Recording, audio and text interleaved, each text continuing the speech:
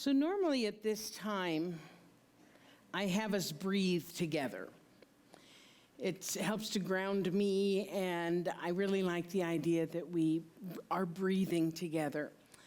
However, what I'm going to ask us to do instead is okay, thank you. We can breathe together, but what I want us to breathe is air to put out the fires in Australia. So whether we are breathing for that or whether we are taking a moment of silence, but I think I want to breathe, but I want us to breathe with intention. Not to stoke the fires, but to put them out. Yes? You ready? Okay, so we're going to do it a little bit differently. We're going to actually do it audibly, okay? Okay, so bring to mind what we're doing. Okay, here we go. Breathe it in. And again. And one more time.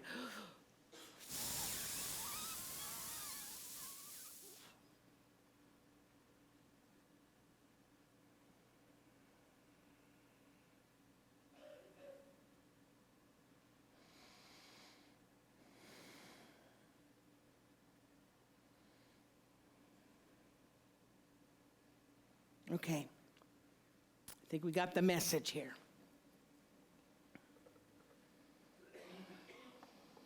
So life is messy. Would you agree? I know it's a little strange that I begin to talk on order and balance by saying that life is messy, but bear with me, because my intention is to tie it all together, because I do like order and balance. So just stick with me. Even for the most organized people, life can sometimes feel messy, or it can feel out of balance, or it can feel disorganized. It's part of our human condition.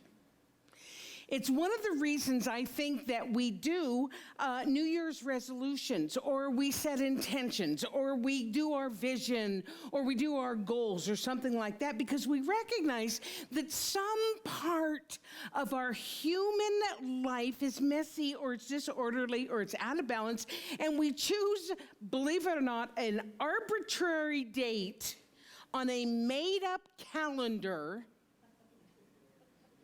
to vow to do better. Yeah? But the problem is, because we are usually, with our resolutions or with our intentions, we are usually relying on our willpower. And we're like this, and it requires us to be in this state of vigilance all the time, and it just cannot last that long. If we're lucky, it lasts a month. Possibly a week, sometimes a day, sometimes an hour.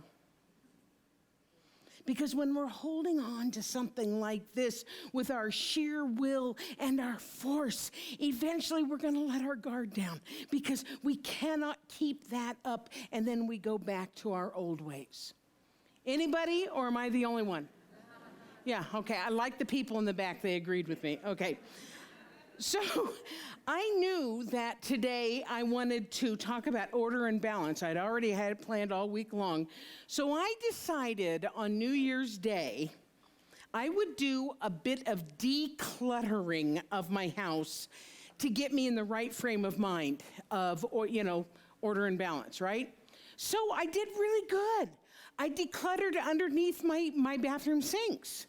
They'd gotten quite cluttered. I decluttered my closet.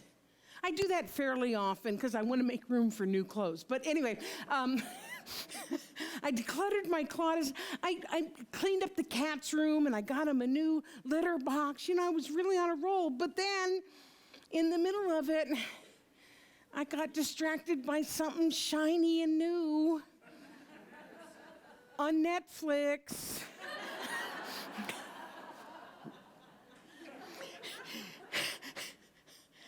That Wild, Wild Country, that documentary about anyway, look it up. It was cool. Anyway, so what I have now are bags of previously cluttered stuff cluttering my house. Now, hopefully, I will get some gumption and I'll get them into my car and I'll get them to a donation center sometime in the next month. So like I said, life is messy. It's messy. And then you add to it the appearance of messiness in the world today. Parts of continents burning up. The possibility of a war. Divisiveness and anger and recession. It's very easy to feel downhearted about the scale of things that seem to be out of balance or out of harmony or not in order. I was talking to a friend of mine the other day. She's my wise friend. She's the person I go to, right? And she said that she vacillates these days between hopefulness and hopelessness. That for all the work that we're doing to create a world that works for everyone, we don't see a lot of evidence of it these days. And it startled me to hear her say it, because she's the one that I go to when I'm feeling helpless and hopeless. And she talks me off the ledge. So to hear her talking about this was startling. But fortunately, I'm in a pretty good space in my life right now. I'm feeling very optimistic. So I was able to return the favor to her and be her go-to person to kind of process it. And one of the things that I did was remind her of a video that she had posted on Facebook earlier this week. In fact, seeing the video is what made me decide that I wanted to talk about order and balance today. And I'm going to show it to you in just a little bit. But first, I'm going to explain to you why it inspired me. Then I'll show you the video, okay? You with me so far? Okay. So one of the basics of our teaching is that we live in an orderly universe. There is a pattern of order. There is a pattern of balance in life, and I mean life with a capital L. And where we see it, just as in Reverend Marjorie's beautiful treatment, where we see it is in nature. Sunrise, sunset. Did you see the sunrise this morning? It was glorious.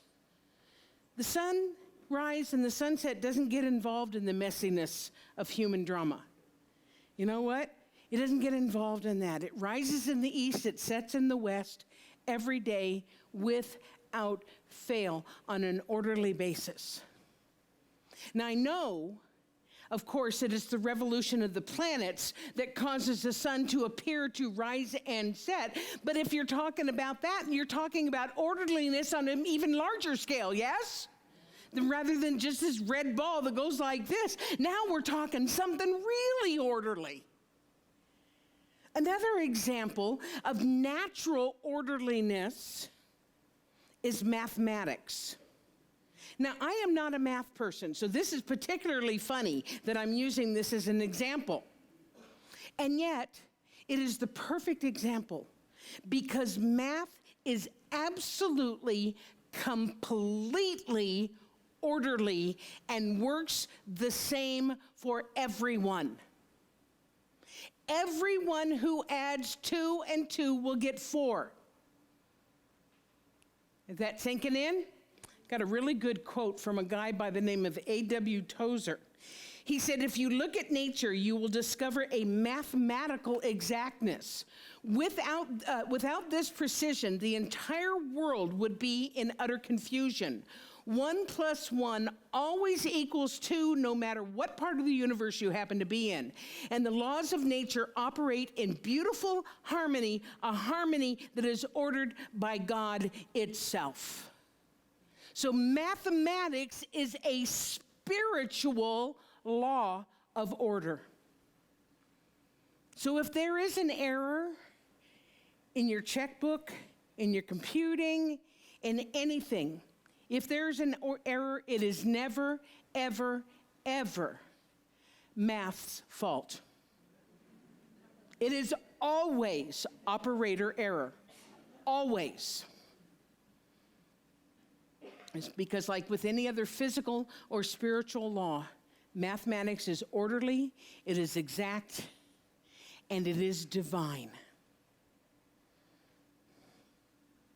Another example is the regularity of the 4 seasons, like clockwork. Except for maybe here in Alberta. Gosh, right?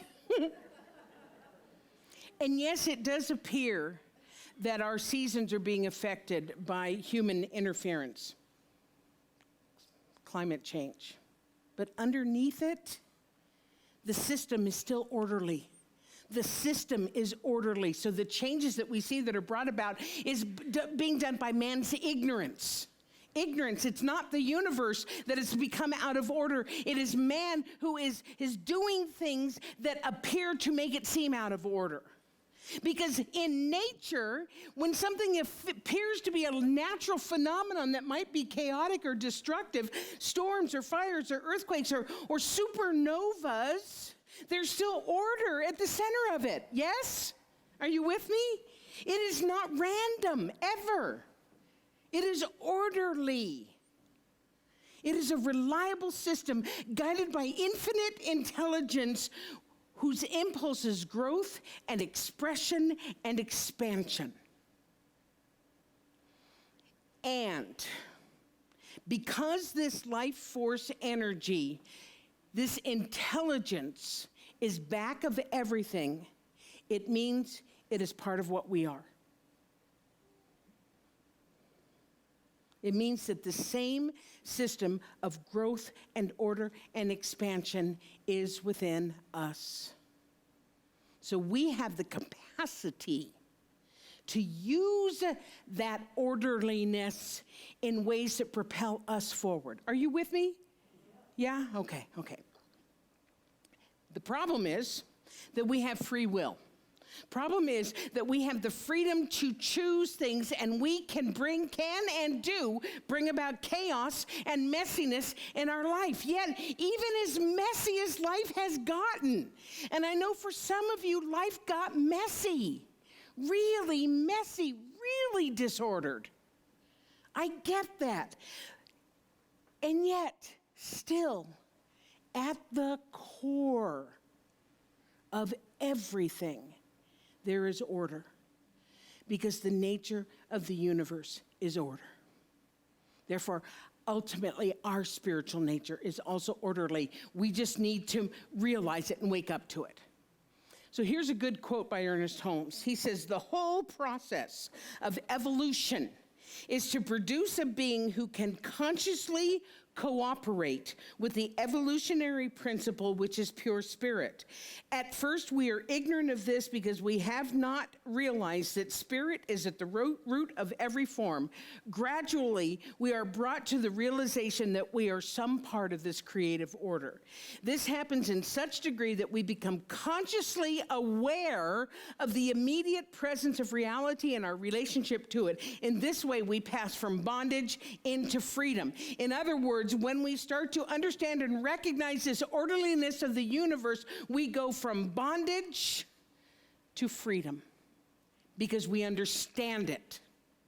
So that's what I reminded my friend of that day, my friend who was vacillating between hopefulness and hopelessness. I reminded her that there is this order in the universe, and that we can trust it when something appears to be out of balance or disorderly, because nature will always bring it back to order. Always. Look at the 4 seasons. We think things are dead this time of year, and they're still growing underneath. There's order. And I reminded her, and I'm reminding you as well, that if we spend our time looking for the ills of the world, we're going to find lots of evidence of it. And the more we look, the more we see. It's a cycle, isn't it? It's that news cycle. Oh, let me watch a little bit more. Let me watch a little bit more. And we go down, and we go down, and we go down. The opposite is also true. That when we look for things that are in balance, things that are working, things that are in order, we find that as well.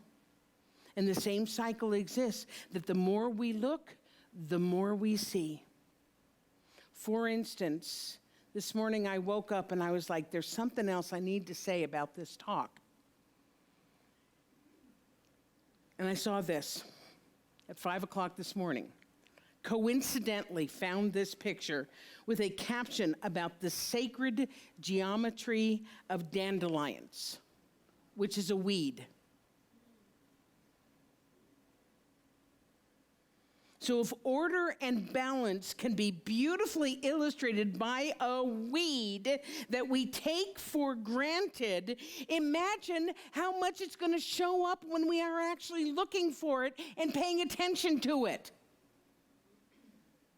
So when we raise our consciousness, and you understand consciousness is another word for awareness or awakeness, when we raise our consciousness up to be able to see the orderliness and acknowledge that it's everywhere around us, we can learn to trust it in our lives, particularly when it feels as if we are in disorder. Oh my gosh. My life feels messy right now. Where can I find order in this? Where can I find balance in this? Which brings me to the video that I talked about. My friend posted it because it was a cool looking video. It's real interesting to watch. But I'm showing it, and I saved it, and I thought that's why I'm going to talk about order and balance, because it perfectly illustrates precision, order, and balance in the universe, man-made, so to speak. And it's interesting to watch. So are we ready, guys? Can we maybe bring down the house lights too? And here we go.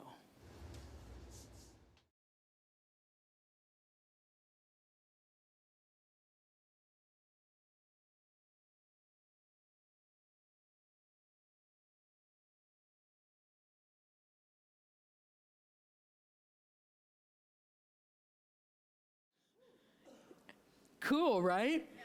I know. So it started out perfectly orderly. And then almost immediately, it became more chaotic, more disorderly. And then it moved into real chaos, right? But then in the midst of all that chaos, order showed up again. And the colors, did you notice the colors matched up? And the orange and yellows and the blues and reds started doing like this, and they started swinging together. And then more chaos. But then soon another pattern appeared. And then as the video completed, the balls ended up in order once again, swinging together in balance and harmony.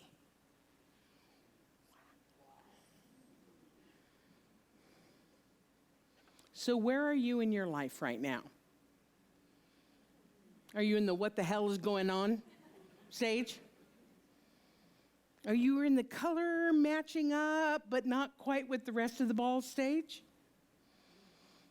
Are you in the pretty chaotic but trusting the process because Dr. Pat says you're supposed to?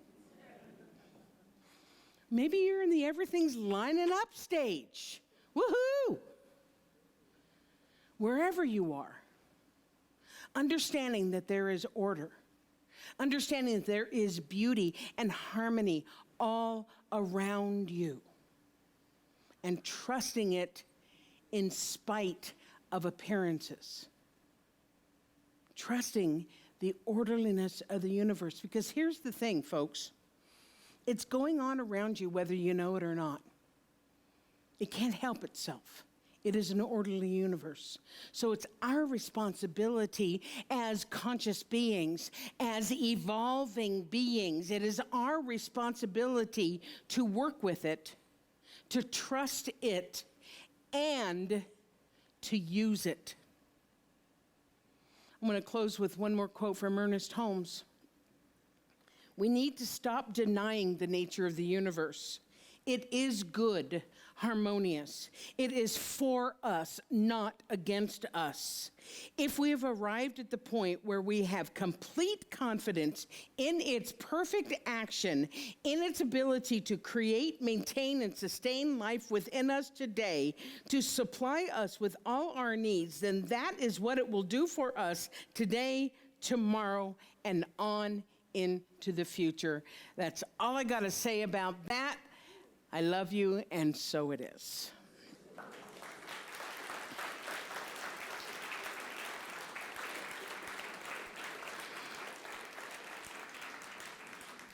So here's order.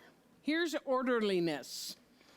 The band, okay, or maybe, oh yeah. The band goes